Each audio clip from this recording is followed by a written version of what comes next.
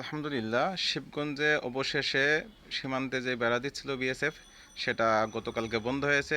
3 দিনের এক অবস্থা সংঘর্ষে জড়ানোর একটা ভয়াবহ পরিস্থিতি আমরা দেখেছি। খুব উত্তেজনা ছিল সীমান্তে।